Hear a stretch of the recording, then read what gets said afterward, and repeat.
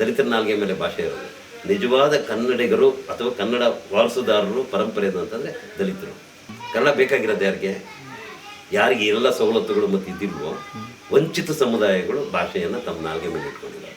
ಈಗಿರೋ ಥರ ಹೇಳಿದ್ರೆ ಅಂಬೇಡ್ಕರ್ 70 ವರ್ಷಗಳಲ್ಲಿ ಅಂಬೇಡ್ಕರ್ ಬಗ್ಗೆ ಅನ್ಯಾಯ ಮಾಡಿದ್ದಾರೆ ಹೊರತು ಅಧ್ಯಯನಕಾರರಿಂದ ಹಿಡಿದು ಹೋರಾಟಗಾರರಿಂದ ಹಿಡಿದು ಅಂಬೇಡ್ಕರ್ ಹಿಂಬಾಲಕರು ಅಥವಾ ಅಂಬೇಡ್ಕರ್ ವಾದಿಗಳು ಅನ್ನಿಸ್ಕೊಳ್ಳೋರು ಕಂಟಿನ್ಯೂಸ್ ಆಗಿ ಅಪಚಾರ ಮಾಡ್ತಾ ಬಂದಿದ್ದಾರೆ ಹೊರತು ಅಂಬೇಡ್ಕರ್ ನಿಜವಾದಂಥ ಅಂಬೇಡ್ಕರ್ನ ಇವ್ರು ಕಂಡ್ಕೊಳ್ಳೋಕ್ಕೂ ಆಗಿಲ್ಲ, ಆ ಅಂಬೇಡ್ಕರ್ನ ಕಾಣಿಸೋಕ್ಕೂ ಆಗಿಲ್ಲ. ಉಳಿದವ್ರು ನಿಜವಾದ ಅಂಬೇಡ್ಕರ್ ಮನುಷ್ಯತ್ವನ ಪ್ರೀತಿಸ್ತವ್ರು, ದೇಶನ ಪ್ರೀತಿಸ್ತವ್ರು.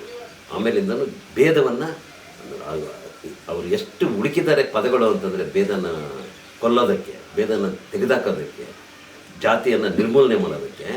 ಅದು ಏಕೈಕ ಮನುಷ್ಯ, ಭಾರತ ದೇಶದಲ್ಲಿ ಹುಟ್ಟಿರೋ ಏಕೈಕ ಮನುಷ್ಯ. ಅಷ್ಟೆಲ್ಲ ರೀತಿಗಳಲ್ಲಿ ಮಾಡಿದ್ದಾರೆ, ಯಾರು ಮಾಡಿದ್ದಾರೆ. ಇವತ್ತಿಗೂ ಇಡೀ ಪ್ರಪಂಚ ಬಾಬಾ ಸಾಹೇಬರನ್ನು ಓದ್ತಾ ಇದೆ, ಗೌರವಿಸ್ತಾ ಇದೆ. ಅವರವರ ದೇಶಗಳಲ್ಲಿ ಜ್ಞಾನ ದಿನವನ್ನಾಗಿ ಮಾಡ್ತಾ ಇದೆ ವಿಶ್ವಸಂಸ್ಥೆ.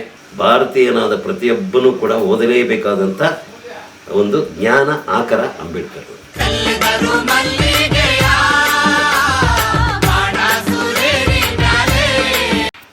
ಸರ್, ಸಾಂಸ್ಕೃತಿಕವಾಗಿ ಒಂದು ವಿಶೇಷವಾದ ಸಂಸ್ಥೆಯೊಂದನ್ನು ಕಟ್ಟಿಕೊಂಡು ವಿಶೇಷವಾದ ಮೂಲ ಆಶಯಗಳನ್ನ ಹೊತ್ಕೊಂಡು ಮಿಡಿತಕ್ಕಂಥ ಸಾಮಾಜಿಕವಾಗಿ ದುಡಿತಕ್ಕಂಥ ಜೀವ ತಾವು. ಈಗ ಸದ್ಯದ ಸರ್ಕಾರಿ ಅಥವಾ ಅನುದಾನಿತ ಸಂಸ್ಥೆಗಳು, ಸಾಂಸ್ಕೃತಿಕ ಸಂಸ್ಥೆಗಳು ಅಂತ ಏನೆಲ್ಲ ಇದ್ದಾವೆ, ಕರೆಸ್ಕೊಳ್ತವೆ ಕರ್ನಾಟಕದಲ್ಲಿ, ಅವ್ರಿಗೇನಾದರೂ ಕಿವಿ ಮಾತು ಹೇಳೋಕ್ಕೆ ಇಷ್ಟಪಡ್ತೀರ? ಅಂದರೆ ಈ ಸರಿದಾರಿನಲ್ಲಿ ಯಾವ ಥರ ಹೋಗಬೇಕು, ಅವರು ಯಾವ ಥರ ತೊಡಗಿಸ್ಕೋಬೇಕು ಸಾಂಸ್ಕೃತಿಕವಾಗಿ ಅಂತ? ಏನು ನನಗೆ ಅಷ್ಟು ತಿಳುವಳಿಕೆ ಇಲ್ಲ ಅವ್ರು ಹೇಳೋ ಅಷ್ಟು. ಬಟ್ ಅವ್ರು ಮಾಡ್ತಾ ಇರೋದ್ರಿಂದ ಏನು ಸಾಂಸ್ಕೃತಿಕವಾದ ಕಿಲುಬು ಕಾಸಿನಷ್ಟು ಕೂಡ ಸಮುದಾಯಕ್ಕೆ ಪ್ರಯೋಜನ ರಿಪೀಟ್ ಮಾಡ್ತಾ ಇದ್ದಾರೆ ಅಷ್ಟೇ ಅವರು. ಈಗ ಸಂಸ್ಕೃತಿಗೆ ಸಂಬಂಧಪಟ್ಟರೆ ಒಂದು ಇಲಾಖೆನೇ ಇದೆ. ಆ ಇಲಾಖೆಗೆ ಕನ್ನಡ ಸಂಸ್ಕೃತಿ ಇಲಾಖೆ ಅನ್ನೋ ಹೆಸರನ್ನು ತೆಗಿಬೇಕು ಮೊದಲನೇದಾಗಿ. ಯಾಕಂದರೆ ಅಲ್ಲಿ ಕನ್ನಡನೂ ಇಲ್ಲ, ಸಂಸ್ಕೃತಿನೂ ಇಲ್ಲ ಆದ್ದರಿಂದ ನಾನು ಮೊದಲಿಂದ ಹೇಳ್ತಾ ಇದ್ದೀನಿ. ನಿಮಗೆ ಕನ್ನಡನೂ ಇಲ್ಲ ನಿಮ್ಮಲ್ಲಿ ಇಲಾಖೆಯಲ್ಲಿ, ಸಂಸ್ಕೃತಿನೂ ಇಲ್ಲ, ಅದರಿಂದಾಗಿ ಹೆಸರನ್ನು ತೆಗೀರಿ ಅಂತ ಹೇಳ್ತಾ ಇದ್ದೀನಿ ನಾನು. ಕನ್ನಡ ಸಂಸ್ಕೃತಿ ಇಲಾಖೆ ನಿಜಕ್ಕೂ ಕೂಡ ಸಂಸ್ಕೃತಿಗೆ ಏನಾಗಬಾರ್ದು ಅದನ್ನು ಮಾಡ್ತಾ ಇದೆ ಹೊರತು ಏನಾಗಬೇಕು ಅದನ್ನು ಮಾಡ್ತಾರೆ. ಯಾರನ್ನು ಅದು ಪೋಷಿಸಬೇಕು, ಯಾವುದನ್ನು ಪೋಷಿಸಬೇಕು ಆ ಪೋಷಿಸ್ತಾ ಇಲ್ಲ. ಅದು ಜೊತೆಗೆ ಏನು ಮಾಡ್ತಾ ಇದೆ ಅಂತಂದರೆ ಅನಗತ್ಯವಾಗಿರೋದನ್ನು ಅದು ಬೆಳೆಸ್ತಾ ಇದೆ. ಅದು ಸಂಸ್ಕೃತಿ ಅಲ್ಲ, ಅದು ಅಸಂಸ್ಕೃತಿಯನ್ನು ಬೆಳೆಸ್ತಾ ಇದೆ. ಇಲಾಖೆ ಇದೆ, ಅದರ ಅಂಡರಲ್ಲಿ 14 ಅಕಾಡೆಮಿಗಳಿದ್ದಾವೆ, ಅದರ ಅಂಡರಲ್ಲಿ ಪುನಃ ಒಂದು 4-5 ಪ್ರಾಧಿಕಾರಗಳಿದ್ದಾವೆ. ಅದೇ ಅದೊಂದು ಸೆಟ್ ಇದಿರ್ತದೆ. ಏನಂತಂದರೆ ಒಂದಷ್ಟು ಇದು ಕಾರ್ಯಕ್ರಮಗಳಿಗೆ ಇದು ಕೊಡ್ತೀವಿ ಅಂತ ಅನ್ನೋದು ಇದು ಸಂಸ್ಕೃತಿ ಇಲಾಖೆ ಕೆಲಸ. ಅದೇನೋ ಅವ್ರು ಅಂದ್ಕೊಂಡಿದ್ದಾರೆ, ಅವ್ರು ಮಾಡ್ತಾ ಇದ್ದಾರೆ. ಅದರಿಂದ ಸಂಸ್ಕೃತಿನೂ ಬೆಳೆಯಲ್ಲ, ಕನ್ನಡಂತೂ ನಿಜಕ್ಕೂ ಕೂಡ ಅದು ಉಳಿಸೋಕ್ಕೆ ಸಾಧ್ಯ ಇಲ್ಲ ಕನ್ನಡ. ಆಮೇಲಿಂದ ಒಂದಷ್ಟೇನೋ ಸೆಟ್ ಅವ್ರು ಗೊತ್ತಿರೋವಂಥ ಕೆಲವು ಸಂಸ್ಥೆಗಳಿರ್ತವೆ, ಆ ಸಂಸ್ಥೆಗಳಿಗೆ ಅನುದಾನ ಕೊಡ್ತಾರೆ ಅಷ್ಟೇ. ಆ ಸಂಸ್ಥೆಗಳಿಗೆ ಅನುದಾನ ನಿರಂತರವಾಗಿ ಹೋಗ್ತಾ ಇರುತ್ತೆ. ಅವು ಯಾವ ಸಂಸ್ಥೆಗಳು ಕೂಡ ನೆಲಮಟ್ಟದಲ್ಲಿ ಬೇರಿಗೆ ಮತ್ತು ನಿರ್ಲಕ್ಷಿತ ನೆಲೆಗಳಿಗೆ ಕಿಲುಬು ಕಾಸಿನಷ್ಟು ಕೂಡ ಪ್ರಯೋಜನ ಕೊಡೋದು. ಅದು ಹೇಗೆ ಅಂದರೆ, ಈಗ ಸಾಂಸ್ಕೃತಿಕವಾಗಿ ಸಮಾಜವನ್ನು ಕಟ್ಟೋ ದಾರಿಗೆ ಒಂಥರ ಈ ಬೇಲಿ ಹಾಕ್ತಂಗಲ್ವ, ಇದನ್ನ ಬೇಲಿ ತೆರವು ಮಾಡಬೇಕಲ್ಲ, ಏನು ಮಾಡೋದು ಸರ್?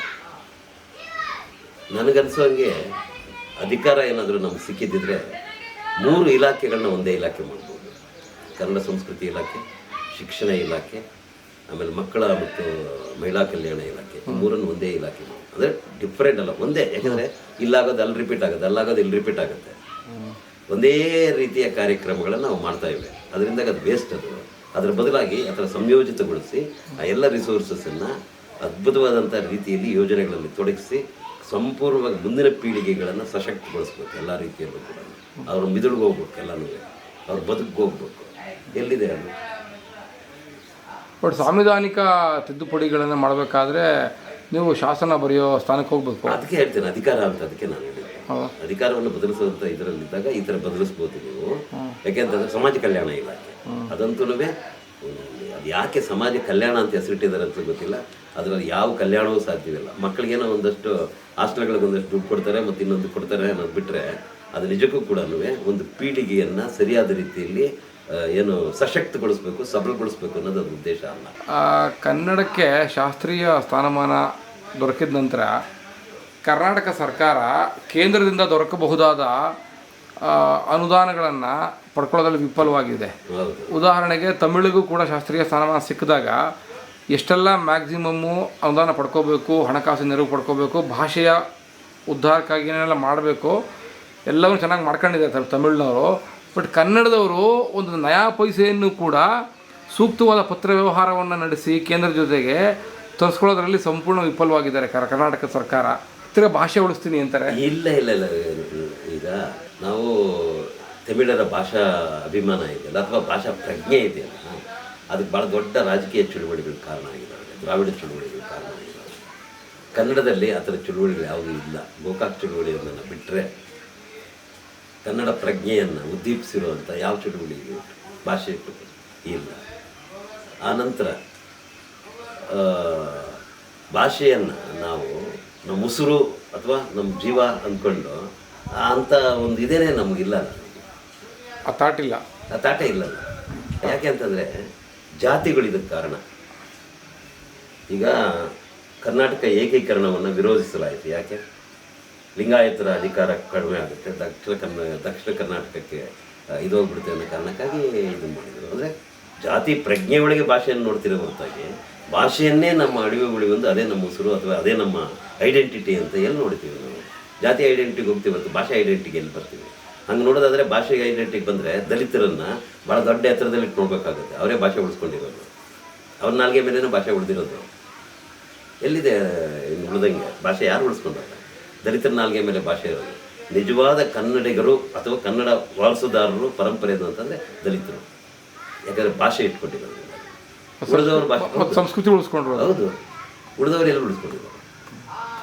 ಅವ್ರಿಗೆ ಏನು ಬೇಕಾದ್ರೂ ಭಾಷೆ ಆಗ್ಬೋದು, ಹಿಂದಿನೂ ಆಗ್ಬೋದು, ಇಂಗ್ಲೀಷು ಆಗ್ಬೋದು, ಏನು ಬೇಕಾದ್ರೂ ಆಗ್ಬೋದು. ಕನ್ನಡನೇ ಬೇಕಾಗಿಲ್ಲ ಅವ್ರಿಗೆ. ಕನ್ನಡ ಬೇಕಾಗಿರೋದು ಯಾರಿಗೆ? ಯಾರಿಗೆ ಎಲ್ಲ ಸವಲತ್ತುಗಳು ಮತ್ತು ಇದ್ದಿಲ್ವೋ ವಂಚಿತ ಸಮುದಾಯಗಳು ಭಾಷೆಯನ್ನು ತಮ್ಮ ನಾಲ್ಗೆ ಮೇಲೆ ಇಟ್ಕೊಂಡಿದ್ದಾರೆ.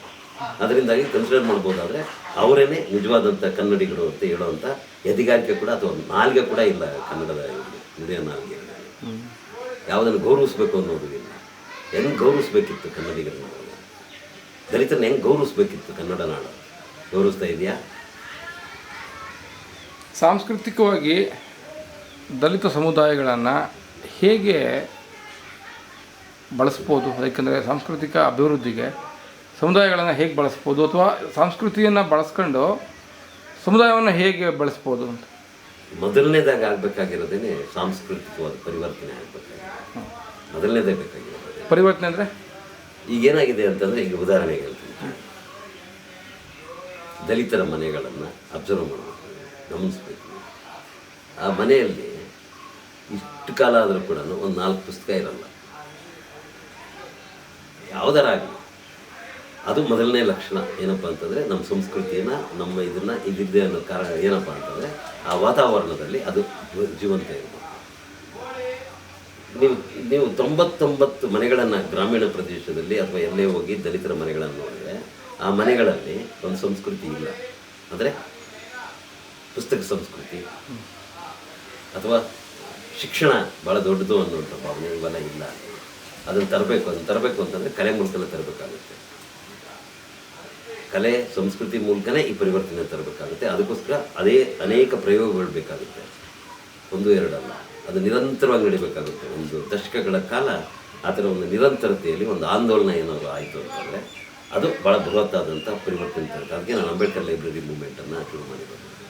ಅಂಬೇಡ್ಕರ್ ಲೈಬ್ರರಿ ಮೂವ್ಮೆಂಟಿನ ಉದ್ದೇಶನೇ ಅದಾಗಿದೆ. ಮೊದಲನೇದಾಗಿ ಅಂಬೇಡ್ಕರ್ನ ಓದಬೇಕು, ಪ್ರತಿಯೊಬ್ಬರು ಮುಟ್ಟಿಸ್ಬೇಕು. ಅಂಬೇಡ್ಕರ್ನ ಯಾವ್ಯಾವ ರೀತಿಯಲ್ಲಿ ಮುಟ್ಟಿಸ್ಬೋದು? ಪುಸ್ತಕದಲ್ಲಿ ಮುಟ್ಟಿಸ್ಬೋದು, ನಾಟಕದಲ್ಲಿ ಮುಟ್ಟಿಸ್ಬೋದು, ಹಾಡಲ್ಲಿ ಮುಟ್ಟಿಸ್ಬೋದು. ಇವೆಲ್ಲ ಕಲಾರೂಪಗಳಲ್ಲೂ ಅಂಬೇಡ್ಕರ್ನ ಬಹುರೂಪಿಗೊಳಿಸಿ. ಈಗಿರೋ ಥರ ಹೇಳಿದ್ರೆ ಅಂಬೇಡ್ಕರ್ 70 ವರ್ಷಗಳಲ್ಲಿ ಅಂಬೇಡ್ಕರ್ ಬಗ್ಗೆ ಅನ್ಯಾಯ ಮಾಡಿದ್ದಾರೆ ಹೊರತು ಅಧ್ಯಯನಕಾರರಿಂದ ಹಿಡಿದು ಹೋರಾಟಗಾರರಿಂದ ಹಿಡಿದು ಅಂಬೇಡ್ಕರ್ ಹಿಂಬಾಲಕರು ಅಥವಾ ಅಂಬೇಡ್ಕರ್ ವಾದಿಗಳು ಅನ್ನಿಸ್ಕೊಳ್ಳೋರು ಕಂಟಿನ್ಯೂಸ್ ಆಗಿ ಅಪಚಾರ ಮಾಡ್ತಾ ಬಂದಿದ್ದಾರೆ ಹೊರತು ಅಂಬೇಡ್ಕರ್ ನಿಜವಾದಂಥ ಅಂಬೇಡ್ಕರ್ನ ಇವ್ರು ಕಂಡ್ಕೊಳ್ಳೋಕ್ಕೂ ಆಗಿಲ್ಲ, ಆ ಅಂಬೇಡ್ಕರ್ನ ಕಾಣಿಸೋಕ್ಕೂ ಆಗಿಲ್ಲ. ಉಳಿದವ್ರು ನಿಜವಾದ ಅಂಬೇಡ್ಕರ್ ವಾದವನ್ನು ಗಳಿಕೆಯ ದ್ರವ್ಯವಾಗಿ ಬಳಸ್ಕೊಂಡು ಅದು ಒಂದಿದೆ. ಅದು ಗಳಿಕೆ ದ್ರವ್ಯವಾಗಿ ಮಾಡ್ಕೊಂಡಿದ್ದಾರೆ. ಆಮೇಲೆ ಇದನ್ನು ತಪ್ಪು ರೀತಿಗಳಲ್ಲಿ ಓದಿ ಆ ರೀತಿಗಳನ್ನು ತುಂಬ್ತಾ ಇದ್ದಾರೆ. ಯುವ ಜನರನ್ನು ಕಟ್ಟರ್ ಅಂಬೇಡ್ಕರ್ವಾದಿಗಳನ್ನಾಗಿ ಮಾಡ್ತಾ ಇದ್ದಾರೆ. ಕಟ್ಟರ್ವಾದಿಗಳು ಅಂಬೇಡ್ಕರ್ವಾದಿಗಳಲ್ಲ. ಅಂಬೇಡ್ಕರ್ ಮನುಷ್ಯತ್ವನ ಪ್ರೀತಿಸಿದವರು, ದೇಶನ ಪ್ರೀತಿಸಿದವರು. ಆಮೇಲಿಂದನೂ ಭೇದವನ್ನು ಅವರು ಎಷ್ಟು ಹುಡುಕಿದ್ದಾರೆ ಪದಗಳು ಅಂತಂದರೆ ಭೇದನ ಕೊಲ್ಲೋದಕ್ಕೆ, ಭೇದನ ತೆಗೆದಾಕೋದಕ್ಕೆ, ಜಾತಿಯನ್ನು ನಿರ್ಮೂಲನೆ ಮಾಡೋದಕ್ಕೆ. ಅದು ಏಕೈಕ ಮನುಷ್ಯ, ಭಾರತ ದೇಶದಲ್ಲಿ ಹುಟ್ಟಿರೋ ಏಕೈಕ ಮನುಷ್ಯ ಅಷ್ಟೆಲ್ಲ ರೀತಿಗಳಲ್ಲಿ ಮಾಡಿದ್ದಾರೆ. ಯಾರು ಮಾಡಿಲ್ಲ ಅಷ್ಟು ದೊಡ್ಡ ಕೆಲಸ. ಒಂದು ದೇಶ ಎಷ್ಟು ಗೌರವಿಸ್ಬೇಕು ಅದನ್ನು. ಇವತ್ತಿಗೂ ಇಡೀ ಪ್ರಪಂಚ ಬಾಬಾ ಸಾಹೇಬ್ರನ್ನು ಓದ್ತಾ ಇದೆ, ಗೌರವಿಸ್ತಾ ಇದೆ. ಅವರವರ ದೇಶಗಳಲ್ಲಿ ಜ್ಞಾನ ದಿನವನ್ನಾಗಿ ಮಾಡ್ತಾ ಇದೆ ವಿಶ್ವಸಂಸ್ಥೆ. ಯಾರಿಗಾರು ಯೋಗ್ಯತೆ ಇತ್ತ ಬಾಬಾ ಸಾಹೇಬ್ರಿಗೆ ಸಿಗ್ತಾರೆ. ಯಾಕಂದರೆ ಡಿಸರ್ವ್, ಯಾವುದೋ ಒಂದು ರಿಯಾಯಿತಿಗೆಲ್ಲ ಕೊಟ್ಟಿರೋದು ಬಾಬಾ ಸಾಹೇಬ್ ಡಿಸರ್ವ್ಡ್ ಇಂಟೆಲೆಕ್ಚುವಲಿ. ಅಂತ ಒಬ್ಬ ಇಂಟೆಲೆಕ್ಚುವಲ್ಲೇ ಹುಟ್ಟಲಿಲ್ಲ 100 ವರ್ಷಗಳಲ್ಲಿ. ಅಂಥ ಮನುಷ್ಯನದು ಯಾವುದೋ ಒಂದು ಇದಾಕಿದರೆ ಅದಕ್ಕೆ ಮಲ ಬಳಿಯೋದು, ಮಸಿ ಬಳಿಯೋದು, ಚಪ್ಪಲಿ ಹಾರ ಹಾಕೋದು ದೇಶ ಅಂತಾರೆ. ಎಷ್ಟು ಅಂಬೇಡ್ಕರ್ ಅಂದರೆ ಅಸಹನೆ ಇದೆ, ಪ್ರೀತಿ ಇಲ್ಲ, ಅಭಿಮಾನ ಇಲ್ಲ. 2 ಕಾರಣ. ಒಂದು, ಅವ್ರಿಗೆ ಅಂಬೇಡ್ಕರ್ ಗೊತ್ತಿಲ್ಲ, ಅಂಬೇಡ್ಕರ್ ಓದಿಲ್ಲ, ಬೇಕಾಗಿಲ್ಲ ಅವ್ರಿಗೆ ಅಂಬೇಡ್ಕರ್. ಇನ್ನು ಅಂಬೇಡ್ಕರ್ ಬೇಕಾದವರು, ಅಂಬೇಡ್ಕರ್ ಓದೋರು ಏನು ಮಾಡಿದ್ದಾರೆ ಅಂತಂದರೆ ಅಂಬೇಡ್ಕರ್ನ ತಪ್ಪು ರೀತಿಯಲ್ಲಿ ಪ್ರಕಟ ಮಾಡಿ ಇವರಿಗೆ ಆ ರೀತಿ ಅಸಹನೆ ಮತ್ತು ಇದು ಬರೋಂಗೆ ಮಾಡಿದ್ದಾರೆ, ದ್ವೇಷ ಬರೋಂಗೆ ಮಾಡಿದ್ದಾರೆ. ಸೊ ಹೀಗಾಗಿ ಅಂಬೇಡ್ಕರ್ ಅವ್ರನ್ನ ಪ್ರೀತಿಯಿಂದ ಓದಬೇಕಾಗಿತ್ತು. ಪ್ರತಿ ಭಾರತೀಯನ ಓದಬೇಕು. ನಾನು ಬರೀ ದಲಿತರು ಅವ್ರು ಇವರು ಓದಬೇಕು ಅಂತ ನಾನು ಹೇಳೋದಿಲ್ಲ. ಭಾರತೀಯನಾದ ಪ್ರತಿಯೊಬ್ಬನೂ ಕೂಡ ಓದಲೇಬೇಕಾದಂಥ ಒಂದು ಜ್ಞಾನ ಆಕರ ಅಂಬೇಡ್ಕರ್. ಅದನ್ನೇ ಓದಲ್ಲ ಅಂತಂದರೆ ಅಲ್ಲಿ ಸಂಸ್ಕೃತಿನೇ ಇರಲ್ಲ, ಆ ದೇಶದಲ್ಲಿ ಬೌದ್ಧಿಕತೆಯೂ ಬೆಳೆಯಲ್ಲ. ಮಾಮೂಲಿ ಕಂದಾಚಾರ ಮತ್ತು ಈಗೇನು ತಪ್ಪು ಹೇಳ್ತಾ ಬಂದಿದ್ದಾರಲ್ಲ ಮಾಡಲ್ಗಳು, ಅವ್ರು ಮಾಡಲ್ಲ ಆಗ್ತಾರೆ. ನಿಜವಾದವ್ರು ಮಾಡಲ್ಲಾಗಲ್ಲ. ದುರಂತ ಇಲ್ಲ, ಈ ದೇಶದ ದುರಂತ. ಅಂಬೇಡ್ಕರ್ ಅವ್ರನ್ನ ಅರ್ಥ ಮಾಡ್ಕೊಳ್ಳದೆ ಓದಿದ್ದು, ಅವ್ರನ್ನ ಓದದೆ ಓದಿರೋದು, ಅವ್ರ ಆಲೋಚನೆಗಳನ್ನ ತಿಳ್ಕೊಳ್ಳದೆ ಓದಿರೋದು, ಅವರ ರೀತಿಯಲ್ಲಿ ದೇಶ ಕಟ್ಟಕ್ಕಾಗದೆ ಓದಿರೋದು, ಸಂವಿಧಾನ ಇದ್ದು ಅದನ್ನು ಬೀಳಿಸ್ತಾ ಇರೋದು, ಅದನ್ನು ಸಾಯಿಸ್ತಾ ಇರೋದು. ಎಲ್ಲಿದೆ ಸಂವಿಧಾನ? ಸಂವಿಧಾನ ಇದೆ ಅಷ್ಟೇ. ಸಂವಿಧಾನದಲ್ಲಿ ಇರಬೇಕಾದ ಯಾವ ಅಂಶಗಳನ್ನು ಇವರು ಜಾರಿಗೊಳಿಸಲ್ಲ. ನೆಪ ಮಾತ್ರಕ್ಕೆ ಸಂವಿಧಾನ ನಿಜವಾಗಲ್ಲ. ಭಾಳ ಬಿಕ್ಕಟ್ಟನ್ನು ಎದುರಿಸಬೇಕಾಗುತ್ತೆ ಇನ್ನು 15-20 ವರ್ಷಗಳಲ್ಲಿ ದೇಶ. ಈ ಕಾರಣಕ್ಕಾಗಿ ಸರಿಯಾಗಿ ಅಂಬೇಡ್ಕರ್ನ ಓದದೇ ಇರೋ ಕಾರಣಕ್ಕಾಗಿ, ಅಂಬೇಡ್ಕರ್ ಚಿಂತನೆಗಳ ಮೂಲಕ ಒಂದು ದೇಶನ, ಒಂದು ಸಮಾಜನ ಕಟ್ಟದೇ ಹೋಗಿರೋ ಕಾರಣಕ್ಕಾಗಿ ಇನ್ನು 15 ವರ್ಷಗಳಲ್ಲಿ ಭಾಳ ಭೀಕರವಾಗಿರುವಂಥ ಸಂಕ್ಷೋಭೆ ಬರುತ್ತೆ ಸಾಮಾಜಿಕವಾಗಿ. ಅಷ್ಟು ಕಾನ್ಫ್ಲಿಕ್ಟ್ ಝೋನ್ ಆಗುತ್ತೆ. ಈಗಲಿಲ್ಲೇ ಅದಕ್ಕೆ ಸೂಕ್ತವಾದಂತಹ ಉಪಾಯವನ್ನು ಹುಡ್ಕೋಕ್ಕಾಗಲ್ವ ಅಂತ, ಅಪಾಯವನ್ನು ತಪ್ಪಿಸೋಕ್ಕೆ? ಖಂಡಿತವಾಗೂ ಆಗ್ಬೋದು. ಪ್ರಯತ್ನಗಳು ನಡೀತಾ ಇದೆ. ಯಾರೋ ಒಂಟೊಂಟಿಯಾಗಿ ಅಲ್ಲಲ್ಲಿ ಪ್ರಯತ್ನಗಳು ನಡೀತಾ ಇದ್ದಾವೆ. ಅವನ್ನೆಲ್ಲ ಸಂಯೋಜಿಸಬೇಕು, ಒಂದು ಬೃಹತ್ ಆಂದೋಲನವಾಗಿಸಬೇಕು. ಫಸ್ಟ್ ಈಗ ಓದೋದೇ ಹೋಗ್ತಾ ಇದೆಯಲ್ಲ, ಓದೇ ಕಡಿಮೆ ಆಗುವಂಥ ವಾತಾವರಣ ನಿಲ್ಲಿಸ್ತಾ ಇದೆ. ಅಂಚೆ ಇಲಾಖೆ ಇವನ್ನ ಮೇ 1ರಿಂದ ಒಂದು ಹೊಸ ಕಾನೂನನ್ನು ತಂದಿದೆ, ಜಾರಿ ಆಗ್ತಾ ಇದೆ. ಅದನ್ನು ಓದಿ ಅದೇನು ಪುಸ್ತಕ ಪ್ರೀತಿಯನ್ನು ಹಂಚೋದಕ್ಕಿದೆ ಅಂತ ಹೇಳಿದೆ. ಅಕ್ಷರ ಜ್ಞಾನ ಅದಕ್ಕೊಂದು ಏನದು ದಾರಿ ಮಾಡ್ಕೊಳ್ಳೋಂಗಿದೆ. ಅಂಚೆ ಇಲಾಖೆ ಮುಚ್ಚಕ್ಕೆ ಹೊರಟಿದೆ. ಅದನ್ನು ಓದಿ ಭಯ ಆಯ್ತು ನನಗೆ. ಓದಿ ನೋಡಿದ್ರೆ ಸುಮ್ಮನೆ ಕೆಲವು ಗಮನಿಸ್ಕೊ. ಭಾಳ ದೊಡ್ಡ ರೀತಿಯಲ್ಲಿ ಅಂದರೆ ನಮ್ಮಂಥ ಪರ್ಯಾಯ ಆಲೋಚನೆಗಳು ಇಟ್ಕೊಂಡಿರೋರು ಕಮ್ಯುನಿಕೇಟ್ ಮಾಡೋಕ್ಕೆ ಸಾಧ್ಯ ಇಲ್ಲ. ಥ್ರೂ ಪ್ರಿಂಟ್ ಪೋಸ್ಟ್ ಆಫೀಸಲ್ಲಿ ನೆಚ್ಚೋಕ್ಕೆ ಸಾಧ್ಯ ಇಲ್ಲ. ಬೇರೆ ಮಾರ್ಗ ಇರ್ಬೋದು ಇವತ್ತು, ಅದು ಬೇರೆ ವಿಚಾರ. ಬಟ್ ಅದು ಭಾಳ ದೊಡ್ಡ ರೀತಿಯಲ್ಲಿ ಅತ್ಯಂತ ಅಗ್ಗದ ದರದಲ್ಲಿ ಕೈಗೆಟಕ್ತಾ ಇದ್ದಂಥ ಸೇವೆ ಅದು. ಆ ಸೇವೆಯನ್ನು ಈಗ ಸಂಪೂರ್ಣವಾಗಿ ನಿರಾಕರಣೆ ಮಾಡೋ ರೀತಿಯಲ್ಲಿ ತರ್ತಾ ಇದ್ದಾರೆ ಕಾನೂನು. ಮೇ 1ರಿಂದ ಶುರು ಆಗ್ತಾಯಿದೆ. ಓದ್ ನೋಡಿ ಭಯ ಆಯಿತು ನನಗೆ. ಇಷ್ಟೊಂದು ಯಾವುದರ ಒಂದು ಹಿಟ್ಲರ್ ಅಥವಾ ಬೇರೆ ಸರ್ವಾಧಿಕಾರಿ ರಾಷ್ಟ್ರಗಳಲ್ಲಿ ಮಾತ್ರ ಈ ಥರದ್ದು ಮಾಡೋಕ್ಕೆ ಸಾಧ್ಯ ಇದೆ. ಈಗ ಮಾಡ್ತಾ ಇದ್ದಾರೆ. ಈಗ ಪತ್ರಿಕೆ ಕಳಿಸ್ಬೇಕಾದ್ರೆ 20 ರೂಪಾಯಿ ಹಾಕ್ಬೇಕು ಸ್ಟ್ಯಾಂಪಿಗೆ. ಅದ್ರ ಮೇಲೆ ಜ್ಞಾನ ಅಂಚೆ ಅಂತ ಬರೀಬೇಕು. ನಾನೊಂದು ಪತ್ರಿಕೆ ತಂದೆ, ಏನೋ ಕಷ್ಟಪಟ್ಕೊಂಡು ಒಂದು ಪತ್ರಿಕೆ ತರೋದೇ ಕಷ್ಟ. ಒಂದು 100 ಪತ್ರಿಕೆ ತಂದೆ ಅಥವಾ ಒಂದು 500 ಪತ್ರಿಕೆ ತಂದೆ. 500 ಪತ್ರಿಕೆ ಪೋಸ್ಟ್ಗೆ ಹಾಕ್ಬೇಕಲ್ಲ. ಅದಕ್ಕೆ ನೀವು ಅಲ್ಲಿ ರಿಜಿಸ್ಟರ್ ಮಾಡ್ಕೊಂಡು 6ನೇ ಇದ್ದರೆ ಮಾತ್ರ ನಿಮಗೆ ಎಷ್ಟೋ 5 ಪೈಸೆನ ಎಷ್ಟೋ ಇದ್ರಲ್ಲಿ ಸ್ಟ್ಯಾಂಪಲ್ಲಿ ಕಳಿಸ್ಬೋದು ಉಚಿತವಾಗಿ. ಈಗಿಲ್ಲ. ಅದಿಲ್ಲದೆ ಇದ್ದರೆ ನೀವು ಕಳಿಸ್ಬೇಕಾಗಿರೋದಕ್ಕೆ 20 ರೂಪಾಯಿ ಹಾಕ್ಬೇಕು ಮಿನಿಮಮ್. ಅದು ಪತ್ರಿಕೆ ಬೆಲೆನೇ ಅಷ್ಟಿರುತ್ತಲ್ಲ. ಅದನ್ನೇ ಹೇಳ್ತಾ ಇರೋದು. ಅಂದರೆ ಸಂಪೂರ್ಣವಾಗಿ ಅದು ಮುಚ್ಚೋಗ್ಬೇಕು. ಯಾವ ಪರ್ಯಾಯ ಪ್ರಯತ್ನಗಳು ನಡೀಬಾರ್ದು. ಅವ್ರದ್ದೇನಿರ್ತದೋ ಅದು ಮಾತ್ರ ನಡೀಬೇಕು. ಅಂದರೆ RSS ಮತ್ತು BJP ಇವೆಲ್ಲ ಏನಿದೆಯಲ್ಲ, ಪ್ರತಿಗಾಮಿಗಳು ಏನಿದ್ದಾರಲ್ಲ, ಅವರದಷ್ಟೇ ಮುಟ್ಟಬೇಕು. ಇನ್ನು ಉಳಿದದ್ದು ಯಾವುದು ಮುಟ್ಕೊಡುದು. ಆ ಥರ ಸ್ಥಿತಿ ಬರ್ತಾ ಇದೆ. ಇದೆಲ್ಲ ದುರಂತಗಳ ಮುನ್ಸೂಚನೆ ಅಲ್ಲ? ಅದು ಖಂಡಿತವಾಗೂ. ಈಗ ಹೇಗಿದೆ ನಿಮ್ಮ ಬದುಕು? ಅಂದರೆ ಸಮಾಜ ಎಲ್ಲ ಬದುಕ್ತಾ ಇದ್ದೀವಿ. ಬದುಕು ಕಷ್ಟ ಅಲ್ಲ, ಹೆಂಗೋ ಮಾಡಿ ಬದುಕ್ಬೋದು. ಆದರೆ ಕನಸುಗಳಿದೆಯಲ್ಲ ಅವು ಕಾಸ್ಟ್ಲಿ. ನನ್ನ ಪ್ರಾಬ್ಲಮ್ ಅದು. ಬದುಕು ಸಿಂಪಲ್. ಗಂಜಿ ಇದ್ರೆ ನಡೆದೋಗುತ್ತೆ, ಏನದು ಯಾರು ಕೆಳಗೆ ಇಲ್ಲದೆ ಈ ಊರಲ್ಲಿ ಹೋಗ್ಬಿಟ್ಟು ಒಂದು ಸ್ವಲ್ಪ ರಾಗಿ ಕೊಟ್ಟರೆ ಇದ್ರೆ ರಾಗಿ ಕೊಡ್ತಾರೆ ನನಗೆ ಪಕ್ಕದಲ್ಲಿರಲಿ. ಆ ಥರ ಒಂದು ಸಂಬಂಧ ಇದೆ ನಮಗೆ. ಇದಿಲ್ಲ, ತರಕಾರಿ ಇಲ್ಲ, ಸ್ವಲ್ಪ ತರಕಾರಿ ಕೊಟ್ಟು ಯಾರು ತರಕಾರಿ ಕೊಡ್ತಾರೆ? ನಾನು ದುಡ್ಡು ಕೊಡಬೇಕಾಗಿಲ್ಲ ಅದಕ್ಕೆ. ಅಂದರೆ ಅಂಥ ಕಾಲಕ್ಕೆ ಬಂದರೆ, ದುಡ್ಡಿಂದ ಬದುಕಬೇಕಾದ ಕಾಲಕ್ಕೆ ಬಂದರೆ ಬದುಕ್ಬೋದು. ನಾನು ಅತ್ಯಂತ ಮಿನಿಮಲ್ಲಾಗಿ ಬದುಕ್ತಾ ಇರೋದು.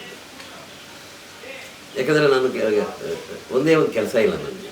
ಎಷ್ಟು ವರ್ಷಗಳಿದೆ, 80ನೇ ಇಸ್ವಿಯಲ್ಲಿ ನಾನು ಬಿಟ್ಟಿದ್ದು, ಲಂಕೇಶ್ ಪತ್ರಿಕೆ ಹೋಗಿದ್ದು, ಬ್ಯಾಂಕ್ ಕೆಲಸ ಬಿಟ್ಟು. ಅಲ್ಲಿಂದ ಇಲ್ಲಿವರೆಗೂ ಕೂಡ ನನಗೆ ನಿಶ್ಚಿತವಾಗಿ ಆದಾಯ ಬರುವಂಥ ಒಂದು ಕಸುಬು ಇಲ್ಲ, ಒಂದು ಆದಾಯದ ಮೂಲ ಇಲ್ಲ ನನಗೆ. ಬರೆದು ಬದುಕ್ತಾ ಇದ್ದೀನಿ, ಸಿನಿಮಾನೋ ಏನೋ ಒಂದು ಬರೆದು ಬದುಕೊಂಡು ಬಂದಿದ್ದೀನಿ ಇದುವರೆಗೂ ಕೂಡ. ಇವಾಗಿಲ್ಲೂ ನಾನು ನಂಬಿರೋದು ಬರಹದ ಮೇಲೇನೂ ಬದುಕಬೇಕು ನನಗೆ. ಸೊ ಅದರಲ್ಲಿ ಸಾಕು, ನಾನು ನಮ್ಮಮ್ಮ ಏನೋ ಇದು ಬರ್ಕೊಳ್ತೀವಿ, ನನಗೇನು ದೊಡ್ಡ ವಿಚಾರ ಅಲ್ಲ ಬದುಕೋದು. ಆದರೆ ಕನಸು ಕಾಣಬೇಕಲ್ಲ, ಕನಸು ಕಾಣಬೇಕಲ್ಲ, ಕನಸಿಗೆ ಬಣ್ಣ. ಸಮಾಜದ ವ್ಯವಸ್ಥೆನೂ ನಿಮ್ಮನ್ನು ಸರಿಯಾಗಿ ಬಳಸ್ಕೊಳ್ಳೋದ್ರಲ್ಲಿ ವಿಫಲವಾಯಿತು ಅಂತ ಅನ್ಸುತ್ತೆ. ಅದು ಏನು ಮಾಡೋಕ್ಕಾಗಲ್ಲ, ನಾನು ಹುಟ್ಟಿರೋಂಥ ನೆಲೆ ಅಂಥದ್ದು. ನಾನು ಯಾಕೆ ಹೇಳ್ತಿದ್ದೀನಿ ಅಂತಂದರೆ, ನಾನು ಹುಟ್ಟಿರೋಕ್ಕಿಂತನೂ ಅಂದರೆ ಈ ನೆಲದಲ್ಲಿ ನನ್ನದು ಅತ್ಯಂತ ಮೈಕ್ರೋಸ್ಕೋಪಿಕ್ ಆಗಿರೋಂಥ ಐಡೆಂಟಿಟಿ. ಅನ್ಟಚಬಲ್ಸಲ್ಲೇ ಅನ್ಟಚಬಲ್ ನಾನು, ಅರ್ಥ ಆಯ್ತಿದ್ದಿಲ್ಲ. ಅದರಿಂದಾಗಿ ನನಗೆ ಒಳಗೆ ಬಹಿಷ್ಕಾರಕ್ಕಿದೆಯಲ್ಲ, ಹೊರಗಿನ ಬಹಿಷ್ಕಾರ ನನಗೆ ಯಾವತ್ತೂ ಪ್ರಶ್ನೆನೇ ಅನಿಸಿಲ್ಲ. ಕಾಣಿಸುತ್ತೆ ಒಳಗಿನ ಬಹಿಷ್ಕಾರ, ನಾನು ನೇರಕ್ಕೆ ಅದನ್ನು ಪ್ರತಿರೋಧಿಸ್ಬೋದು. ದಲಿತ ಚಳುವಳಿ ಕಟ್ಟಿರೋರು ನಮ್ಮ ರಕ್ತದಲ್ಲಿ ಹೋರಾಟದ ರಕ್ತ ಇದೆ. ಹೊರಗಡೆ ನನಗೆ ತಾರತಮ್ಯ ಆದರೆ, ನನಗೆ ಅವಮಾನ ಆದರೆ, ಇನ್ಸಲ್ಟ್ ಆದರೆ ನಾನು ಅದನ್ನು ಎದುರಿಸ್ಬಲ್ಲೆ. ಒಳಗಾದರೆ ಏನು ಮಾಡ್ತೀರಿ ನೀವು? ನಾವು ತಿನ್ನಬೇಕು. ಒಳಗಿರೋದೇ ಎಂಟೈರ್ ಎಕ್ಸ್ಕ್ಲೂಷನ್ ಅನ್ನೋದು ಇನ್ಕ್ಲೂಷನನ್ನು ಇನ್ಡಿಸೈನ್ ಆಗಿದೆ ಅಂತ ನಾನು ಪ್ರೂವ್ ಮಾಡ್ತಾ ಇರೋದು. ಬಹಿಷ್ಕಾರ ಅನ್ನೋದಿದೆಯಲ್ಲ, ಹೊರತಳ್ಳುವಿಕೆ ಇದೆಯಲ್ಲ, ಅದು ಹೊರಗಿನ ಫಿನಾಮಿನ ಅಲ್ಲಪ್ಪ, ಅದು ಒಳಗೇನೆ ಆಗೋವಂಥದ್ದು ಅಂತ ನಾನು ಹೇಳ್ತಿರೋದು. ಒಳಗೆ ನಾನು ಅನುಭವಿಸ್ತಾ ಇರೋದ್ರಿಂದ ಹೇಳ್ತಾ ಇದ್ದೀನಿ ಮಾತನ್ನು. ನನಗೆ ಒಳಗೆ ತಿರಸ್ಕಾರ ಮತ್ತು ಒಳಗೆ ಅವಮಾನ ಮತ್ತು ಒಳಗಿಂದ ಬಹಿಷ್ಕಾರ ಇದೆಯಲ್ಲ, ನಾನೆಲ್ಲ ಬರೆದಿಟ್ಟಿದ್ದೀನಿ, ಒಂದು 1000 ಪುಟ ಬರೆದಿಟ್ಟಿದ್ದೀನಿ ನಾನು. ಹೆಂಗೆ ಯಾವ್ಯಾವ ಲೆವೆಲ್ಗಳಲ್ಲಿ, ಯಾವ್ಯಾವ ಸ್ತರಗಳಲ್ಲಿದೆ ಅವಮಾನ ಅಂತ. ಸೊ ಅದು ಯಾಕೆ ಅಂತಂದರೆ ನಾನು ಎಲ್ಲಿ ಹುಟ್ಟಿದ್ದೀನೋ ಆ ಕಾರಣಕ್ಕಾಗಿ ಬಂದಿರೋದು. ಇನ್ನೊಂದು ಸ್ವಲ್ಪ ಎತ್ತರದಲ್ಲಿ ಹುಟ್ಬಿಟ್ಟಿದ್ದೀನಿ ನಾನು. ಅನ್ಟಚಬಲ್ ಆಗಿ ಹುಟ್ಟಿದ್ದಿದ್ರೆ ನನಗೆ ಸಮಸ್ಯೆ ಇರ್ತಿರ್ಲಿಲ್ಲ. ಅನ್ಟಚಬಲ್ಲೊಂದು ಅನ್ಟಚಬಲ್ ನಾನು ಇಲ್ಲಿ ಈ ನೆಲದಲ್ಲಿ. ಅದರಿಂದ ಎಲ್ಲ ಕಾಲಗಳು ನನ್ನ ಮೇಲೆ ಬರ್ತವೆ. ಅಸ್ಪೃಶ್ಯನ ಕಾಲು ಕೂಡ ನಾನು ತುಳಿತದೆ, ಇನ್ನು ಉಳಿದವ್ರದ್ದು ತುಳಿತದೆ.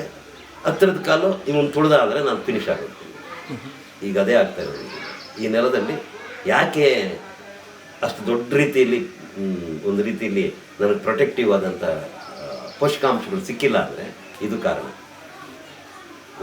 ಒಳಗಿರುವಂಥ ತಾರತಮ್ಯ, ಒಳಗಿನ ತಾರತಮ್ಯ. ಮುಂದಿನ ನಡೆ ನಿಜವಾದಂಥ ಒಂದು ರಾಜಕೀಯ ಪಕ್ಷ ಕಟ್ಟೋದು. ಮತ್ತು ಹೌದು, ರಾಜಕೀಯ ಪಕ್ಷ ಕಟ್ಟಬೇಕು. ಪೊಲಿಟಿಕಲ್ ಪಾರ್ಟಿ, ರಾಜಕೀಯ ಪಕ್ಷ ಕಟ್ಟಬೇಕು ಅಂದ್ಕೊಂಡಿದ್ದೀನಿ. ನೀವು? ಹೌದು, ನಾನಲ್ಲ, ಹಲವರು ಸೇರಿ ಕಟ್ಟಬೇಕು ಅಂದ್ಕೊಂಡಿದ್ದೀನಿ. ಅದಕ್ಕೋಸ್ಕರ ಒಂದು ಮ್ಯಾನಿಫೆಸ್ಟೋ ಬರೀಬೇಕಾಗಿದೆ. ಬಾಬಾ ಸಾಹೇಬ್ ಅಂಬೇಡ್ಕರ್ ಅವರು 56ರಲ್ಲಿ ಅವರ ಕೊನೆಯ ದಿನಗಳಲ್ಲೂ ಕೂಡ Republican party of India manifesto ಬರೆದವರು. ಫಸ್ಟ್ ಮ್ಯಾನಿಫೆಸ್ಟೋನೇ ಭಾಳ ಮುಖ್ಯವಾಗಬೇಕಾಗಿರೋದು. ಇಡೀ ಭಾರತ ದೇಶದಲ್ಲಿರುವಂಥ ಎಲ್ಲ ಪಕ್ಷಗಳ ಮ್ಯಾನಿಫೆಸ್ಟೋಗಳು ಕೂಡ ಒಂದು ನೆಲಕ್ಕೆ ನ್ಯಾಯವನ್ನು ತರುವ ರೀತಿಯಲ್ಲಿ ಇಲ್ಲ ಅವುಗಳ ಮ್ಯಾನಿಫೆಸ್ಟೋಗಳು. ಈ ನೆಲದ ಈಗ ಉದಾಹರಣೆ ಪಾಪರಾಜನಹಳ್ಳಿ, ಈ ಬೆಟ್ಟ ಅಂತ ಇಟ್ಕೊಳ್ಳಿ.